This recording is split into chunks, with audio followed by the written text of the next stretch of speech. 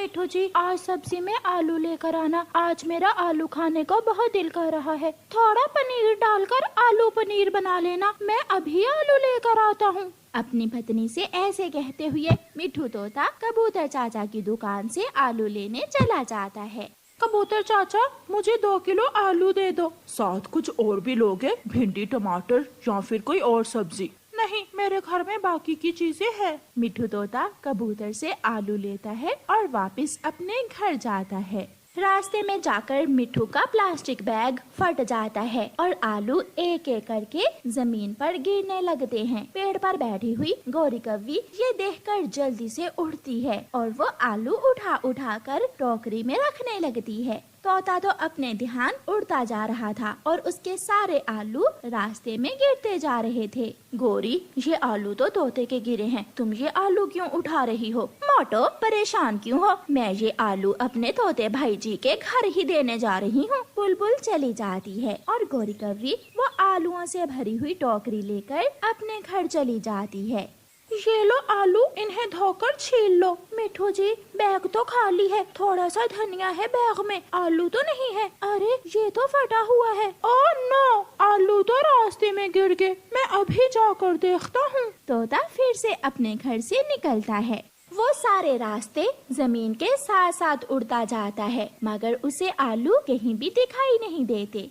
ये सब तुम्हारी वजह से हुआ है। तुमने मुझे कमजोर प्लास्टिक बैग में आलू डाल कर दिए थे, इसलिए मेरे सारे आलू रास्ते में गिर गए। सारे पक्षी इसी बैग में सब्जी लेकर जाते हैं। बुलबुल भी वहाँ सब्जी लेने आई हुई थी। मेरा नाम न लेना, मगर मुझे मालूम है आलू किसने उठाए हैं। बताओ बताओ, जल्दी बताओ बुलबुल। गौरी कव्वी ने, वो तुम्हारे पीछे पीछे आलू उठा उठा कर टोकरी में रख रही थी। मैंने पूछा तो कहने लगी कि वो आलू तुम्हारे घर देने जा रही है। इसका मतलब मेरे आलू कव्वी के घर में है। तोता भागा भागा गौरी कव्वी के घर जाता है। ये आलू मेरे हैं। हाँ हाँ, तेरे हैं। चलो चलो, भागे यहाँ से, बड़ी चोंच वाले। दिखाओ मुझे कहाँ इन पर तुम्हारा नाम लिखा हुआ है। मेरा बैग फट गया था, इसलिए आलू रास्ते में गिर गए। चल चल, भाग जा, मुझे ये रास्ते से मिले हैं और रास्ते से मिली चीज जिसे मिले उसी की होती है। तोता लड़ना नहीं चाहता था, इसलिए तोता वहाँ से चला जाता है। दाल बना लो हरियाली, मेरे पास और पैसे नहीं कि आलू ला सकूं। फिर तोता और तोती दाल बनाकर ही रोटी खा लेते हैं। ऐसे ही कुछ दिन गुजर जाते हैं। एक दिन गौरी कव्वी चाचा कबूतर की दुकान से टमाटर लेती है। चाचा कबूतर जी, अच्छे अच्छे डालना, ऐसा ना हो कि सारे गले सड़े टमाटर दे दो मुझे। मेरा माल एकदम ताज़ा होता है, ये सब्जी मैं आज ही अपने खेतों से तोड़ कर लाया हूँ। गौरी कव्वी टमाटर लेती है। रास्ते में गौरी कव्वी को उसकी पुरानी सहेली लंबे लंबे बालों वाली पिंकी कव्वी मिल जाती है। दोनों सहेलियां एक पेड़ की छांव में बैठ जाती हैं और बातें करने लगती है। वो सामने ही तो मेरा घर है, कभी कभी मिलने आ जाया करो मुझे। गौरी, वो दिन भी क्या दिन थे जब हम छोटी छोटी चीजों के लिए पक्षियों को मारा करती थी। पिंकी, मैं तो अब भी ऐसे ही करती हूँ। वो थोड़ी देर बातें करती हैं और फिर वहाँ से चली जाती हैं। गौरी कव्वी अपना टमाटरों का बैग उसी जगह भूल जाती है। जब तोता वहाँ से गुजरता है तो वो टमाटरों से भरा हुआ बैग देखकर वहाँ आ जाता है। ताज़ा ताज़ा टमाटर और पास कोई भी नहीं है, इसका मतलब ये टमाटर मेरे हुए। तोता वो टमाटर उठाकर घर ले जाता है। हाय, मैं मर गई, मेरे टमाटर, मेरे पास तो और पैसे भी नहीं है कि और टमाटर ले सकूं। गौरी बाहर भागती है। यहाँ तो मेरे टमाटर नहीं है, कहाँ जा सकते हैं मेरे टमाटर? गौरी थक हार कर तोते के पास जाती है।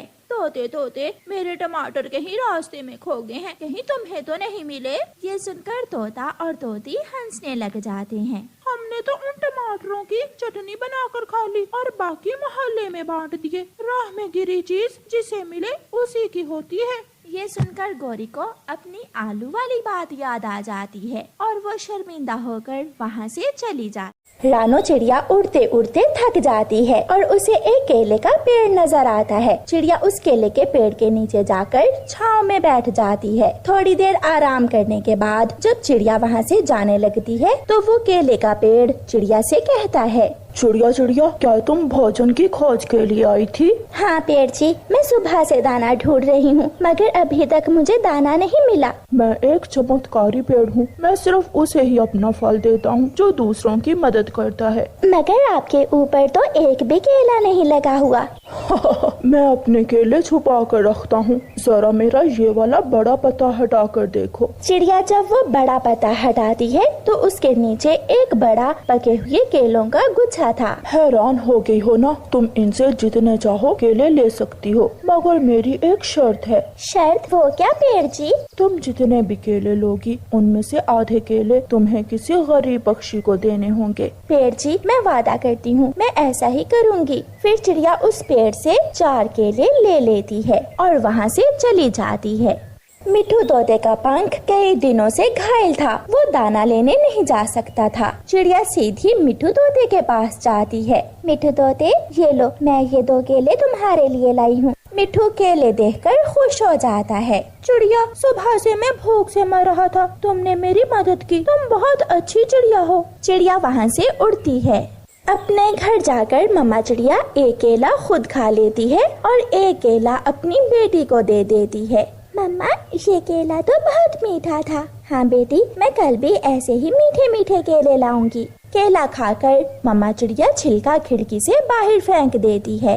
वो पेड़ जिस पर गोरी कौवी बैठी हुई थी, छिलका जाकर गोरी कौवी के सर पर लगता है। मैं यहाँ भूख से मर रही हूँ और ये चिड़िया मीठे मीठे केले खा रही है। मैं चिड़िया से पूछती हूँ कि उसने ये केले का फल कहाँ से लिया है।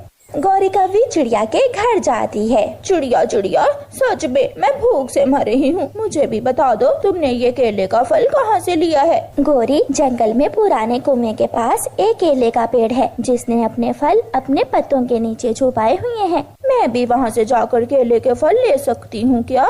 हाँ, मगर तुम्हें अपने केलों में से आधे किसी मजबूर और गरीब पक्षी को देने होंगे। हाँ हाँ ठीक है। गोरी कौवी भागती है और जंगल में पुराने कुएं के पास पहुँच जाती है। मैं भूखी हूँ पेड़ जी, मगर यहाँ तो कोई फल नहीं है। यहाँ से कोई भूखा नहीं जाता, मगर मेरे जितने केले तुम लोगी उसमें से आधे किसी गरीब को देने होंगे। हाँ हाँ पेड़ जी, मैं ऐसा ही करूँगी, मगर आपके केले के फल हैं कहाँ? मेरा ये वाला बड़ा पत्ता हटा कर देखो। गोरी कौवी वो बड़ा पत्ता हटाती है तो हैरान रह जाती है। इतने सारे केले! गोरी कौवी वहाँ से ढेर सारे केले तोड़ लेती है। मेरी शर्त याद है ना? हाँ हाँ, मुझे सब याद है।